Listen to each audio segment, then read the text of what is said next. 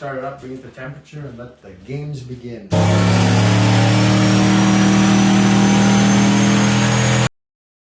What is going on, guys? Pat on the shop, and tonight we're talking boosted small block Chevys. But as you can see here, we also have an LS engine. If you wait around to the end of the video, I'm going to talk about how I'm going to be giving away all my small block Chevy parts because I'm switching everything over to LS. I'm just messing around. I'll explain at the end of the video what this 6-liter LS is all about. This video is going to be about boosted small block Chevys. I'm a small block Chevy guy. I like LS engines, don't get me wrong. I have something about the Gen 1 small block Chevys I like. And boosting them is a little different. It's not as popular as the LS series engines, especially turbocharged small block Chevys, which you'll see in this video. I'll give you a quick rundown of what I use for the most budget turbo kit I can put together. This is on the YouTube 355, which is the last video, the engine that you guys picked the parts. I was kind of thinking it would be a really good engine to put some boost at. Ended up putting more boost than I anticipated, which you'll see in the video, but the thing took it like a champ. So let me roll some footage for you of the night when we turbocharged it and I switched everything over. A big shout out to my man George, who does all the filming for Nick. He actually took my GoPro and actually did some filming, so you can see I was running around. This was kind of a last minute thing. It was a real busy day because we were filming some other stuff with this engine, and then it was kind of a last minute thing to throw this turbo kit on. And if you go back to his, I think it's his 75th live show, is where we actually ran it for the first time, fired it up with the turbo kit, which was basically untested, and fired it up for the first time live on his channel Friday night. So let me roll some footage of what we did, and I'll show you what power it made, and I'll just kind of fill you in on what we did there. So let's check it out. This is one for the books.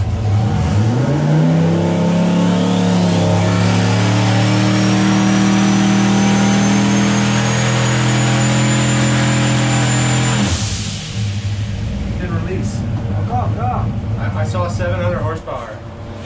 What? Yeah, that's why I hit you. I saw 700 horsepower on there. Check the results. You know that? I was looking for fuel drink. No, I was looking for the arc. So if you're wondering what's going on there real quick,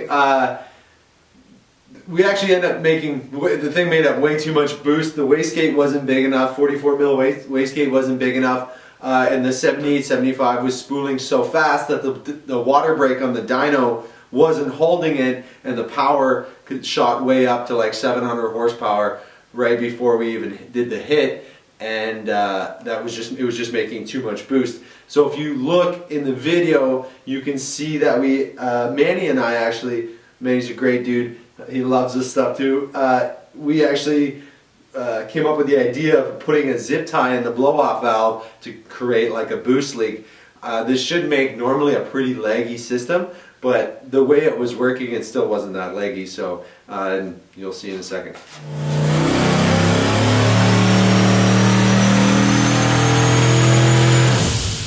Now hold it. Went to 48. Saw it. No, I was looking down. I went to 48. You want me to try it again? No, you have to we have to add to these. Okay, go ahead. Go ahead. Shut it down. What size is it? 3/4.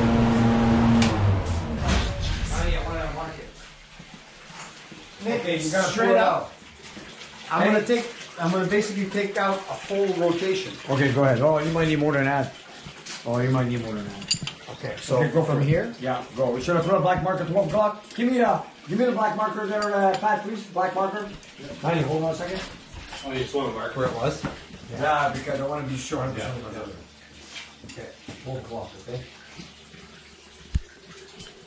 Okay, now try to turn that down. Take it out, eh? Yeah.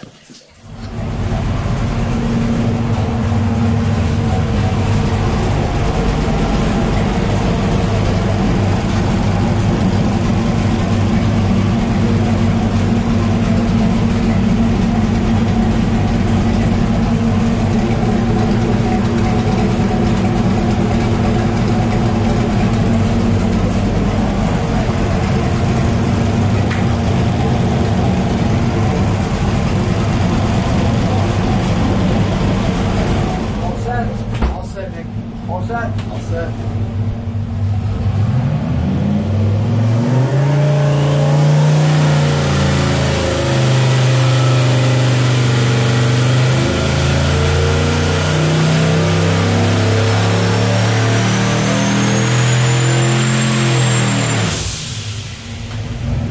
That was awesome. It seemed to went lean. You're almost at 700.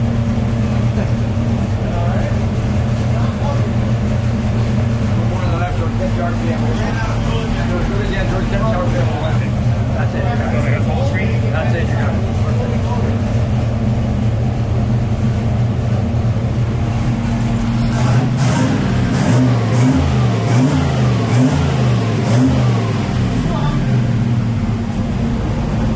Now you're going to join the 700 horsepower club. Oh shit. And if you want, put your notes on it there. There you go. I'll put corrected powers. I always put corrected What's the first number? page. 697. That's stock rods, dude. That's hyperkinetic pistons. Put your notes down. Put your one tire. We started with 430 horsepower, now we're heading for the moon. Oh my god. So there you have it.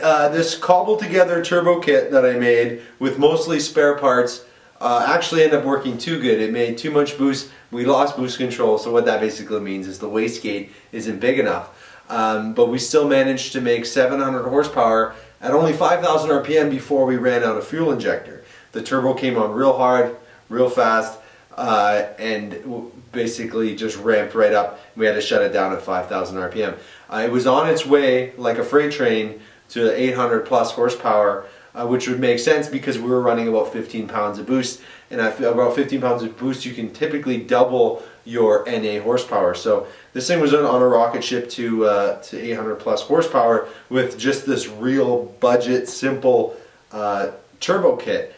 This is non-intercooler setup, so blow through. We were running that atomic EFI, and that's really what cut us short as we ran out of fuel injector, because that kit only has 400-pound injectors, which is rated at just under 700 horsepower. I was able to get a little bit more out of it. It was starting to go lean, but I jacked up the fuel pressure, got a little bit more out of it, but obviously not recommended to run it that high. But this was just for fun. We didn't damage anything.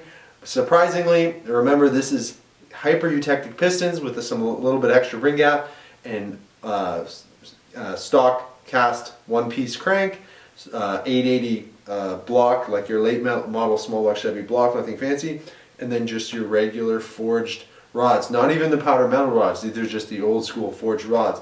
So that all said and done, it was amazing that this thing held together and didn't even skip a beat. I didn't get all the dyno pulls on video. We only ended up doing, I think, 5 or 6 maybe with the boost, but it held together no problem. And I will be doing some more checks on it. I did a leak down and everything seemed good. I just want to pull the filter off and make sure there's no debris in there, but it seemed to take it. And if you're watching the video, you can actually see me unhook the linkage and rev it, because I was almost in disbelief that it was okay after that one pull. Because it's just that was a lot, but I did pull quite a bit of timing out with the EFI, with the atomic, and kept the fueling in check as best I could, because I knew we were kind of pushing the boundaries of this this setup. So let's take a look at the graph on what the power looked like versus naturally aspirated. Here, compared to the NA power, our budget boost kit here worked really well. Even with our boost leak with the zip tie and the blow-off valve to bleed off a little bit, the boost leg wasn't too bad. It started off about just over 6 pounds of boost at the beginning of the pull, and just under 15 pounds of boost at the top of the pull. You can really see about 45 or 4400 there, where it overcomes the boost leak and the boost ramps up. And it just is on a rocket ship ride to 800 horsepower if we didn't pull this thing back. And like I said, the limiting factor was the fuel injectors. To fix the issue we had, I'm going to have to add another wastegate to this to get a little better boost control. But I can't wait to get this set up back and on my other engine that's built for boost and actually see what it does. So this system has some real potential for what it is. And obviously you can see in the results from our quick testing that night on our the amount of time we had, it actually showed some real promise. So pretty neat to compare it to the NA Power back to back like that. So I'll give you just a quick rundown on what's going on here. Just a Spectra carb hat. It has a Delron spacer that's made up. It's not actually here because this is just on mock-up right now. Blow-off valve welded right to the carb hat. 4 to 2.5 inch spacer. Just a little elbow I made up to the 2.5 to the turbo. The turbo is a 7875 on 3 turbo. We're over here, the downpipe's not on, but this exhaust header here, turbo header, is from Excess Power, just a cheap one. I modified it down here, I cut it off, and then I ovaled the pipe for starter clearance, and then it just goes over. I'll show you the other side in a second. I just made up a V-band pipe here, no big deal, real simple. 44 millimeter wastegate, not big enough, which we found out. The oil drain, real simple, just a AN line, and then I just did right to the mechanical fuel pump spot there, with an AN fitting, like a bulkhead fitting, and then normally you would go to the oil pan. This was just, again, just a quick, easy way to do it. I've done this in the past. It's not 100% right, but it seems to work no problem. On this side here, you can see that's just this exhaust manifold is just from like a 3rd gen Camaro or Firebird, and then it just goes down to a V-clamp, and then underneath, real simple, nothing to it. That's the whole kit. Easy, breezy 700 horsepower. And then obviously we're running the atomic tube for fuel injection, but not quite big enough. But if you had lots of boost control and only wanted to run 600 horsepower, this would work perfect. I say only 600 horsepower is still a lot of power, but yeah, that's basically what she looked like. Well, I hope you like the video on the Turbo YouTube 355, and I want to say thank you to the True Blues that stuck around to the end of the video, because I have a few things I wanted to tell you guys. First off, you may be wondering about this LS engine. No, it's not for me. It's my engine. I built it. It was a 6 liter I had, but I'm building it for a guy. Believe it or not, I'm trading this LS engine that I built for Boost for small block Chevy parts. So I'm actually getting a dart block, an SHP block, rotating assembly, and a few other things. We're making a trade deal. So I'm kind of backwards, where I'm actually trading LS's for small block Chevy parts. So that just goes to show you that I'm still pretty tried and true with my small block Chevys, my Gen 1. So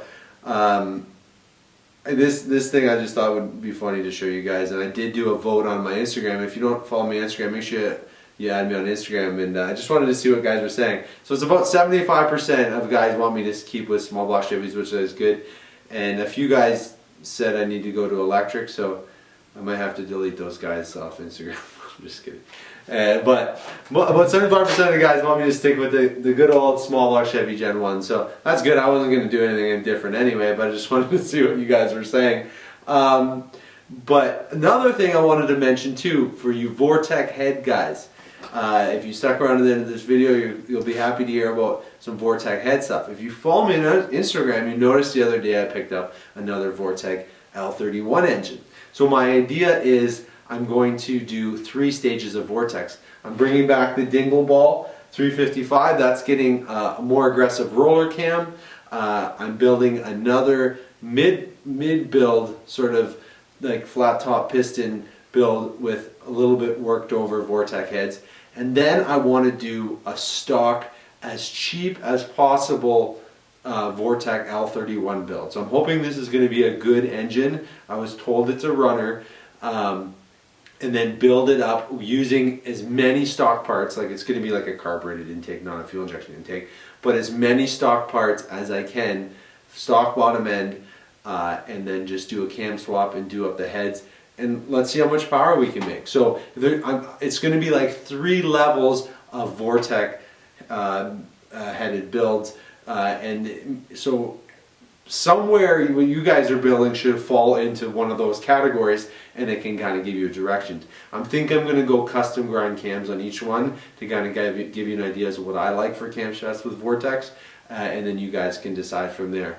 But I'm kind of excited about doing it over the the next couple builds, and you guys can follow on because I know you guys love that Vortex head stuff. So let's get it. That's coming up. That's coming down the pipes. If you're new here, thanks for checking out my video. Don't forget to like and subscribe, and I'll see you guys on the next one. Thanks, guys.